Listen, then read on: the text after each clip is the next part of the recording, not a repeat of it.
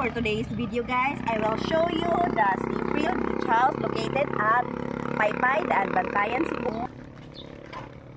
Let's go inside. Let's go. The kitchen. Kaya pwede mo magluto diri. Ano ako nagagaw, nga. Ano di ako nagagaw, nga nagluto, kumahaw. Kaya ako nagagaw nga.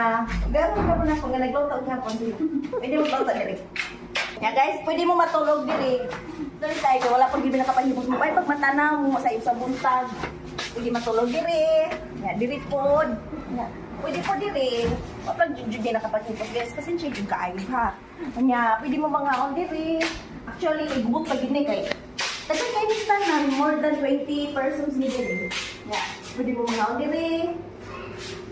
Yan, yung CR, di lang na ito i-open, kaya kasi may nag-CR. Diri. Pwede mo mag-chill-chill. No. Chill-chill diri guys. O, diri. Pag umakon, Noloy. Noloy. Kaya pa yung room dito. May gawas.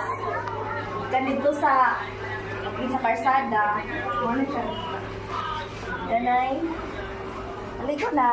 Hi. Oh. Wala ako mga kauban guys. Ini sila ako mga kauban na nandito sila. From here, sa second floor, pwede ka mag-chill, magtanong-tanong ka dito sa mga dito. Na.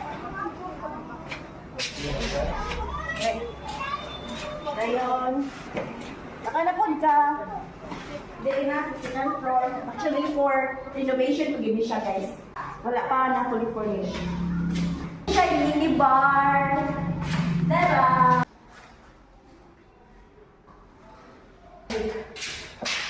Nabili ang baboy. Napuli sa other room, pero wala pa rin siya yung pag-anak kay i-renovate pa. Okay, from second floor, nauna sa ta. Come on.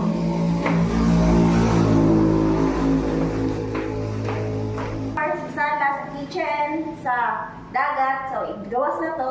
Sumuha na siya, i-open na to. Tadaan! Balik na tagawas.